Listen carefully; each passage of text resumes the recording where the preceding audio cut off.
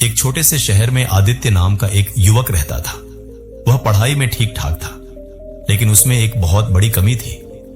वह हर जरूरी काम को टालता रहता था।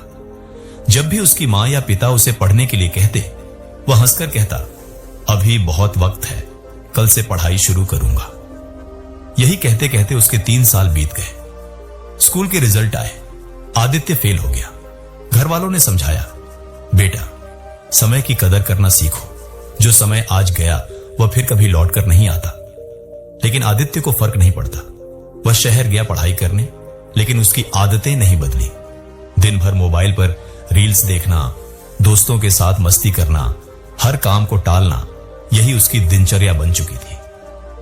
आदित्य के शहर में एक बुजुर्ग व्यक्ति रहते थे, शांत स्वभाव के, गहराई से सोचने वाले और जीवन के अनुभवों से भरपूर। लोग उन्हें ज्ञान बाबा कहते थे।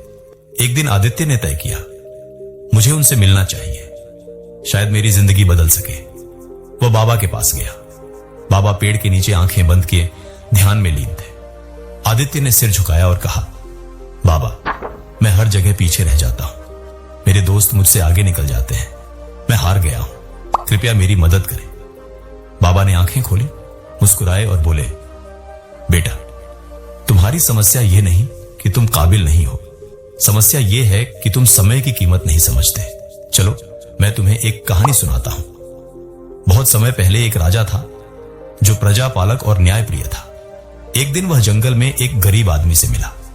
मैले कपड़े, थका चेहरा, निराशा से भरा जीवन।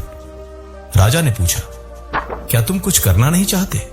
गरीब व्यक्ति बोला, कोशिश की लेकिन कोई साथ नहीं देता, लगता है मेरी किस्मत ही खराब है। राजा मुस्कुराया और बोला, आज मैं तुम्हें एक मौका देता हूं।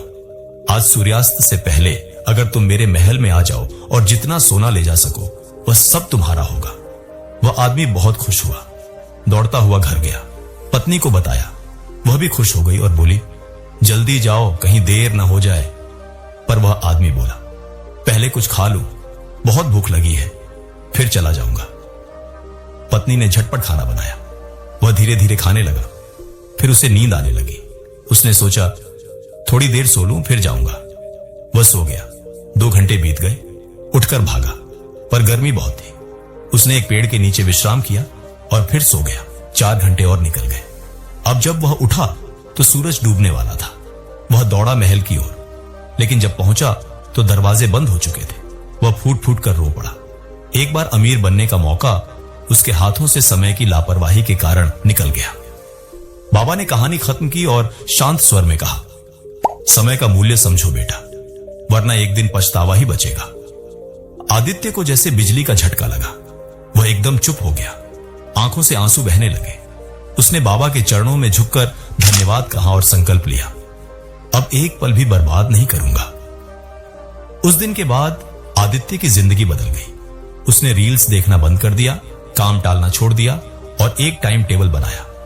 सुबह 5 बजे उठता, 4 से 5 घंटे पढ़ाई करता, रात में रिवीजन करता।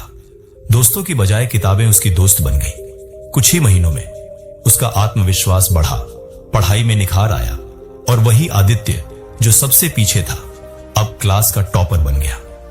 अगर आपको ये प्रेरणादायक कहानी पसंद आई हो तो इसे अभी लाइक करें और अपने दोस्तों के साथ शेयर करें, ताकि वे भी समय का मूल्य समझ सकें। और अगर आप ऐसी ही जिंदगी बदलने वाली कहानियां और रियल मोटिवेशन रोज सुनना चाहते हैं तो अभी हमारे चैनल को सब्सक्राइब करें और बेल आइकॉन जरूर दबाएं, ताकि हमारी अगली कहानी आप तक सबसे पहले पहुंचे।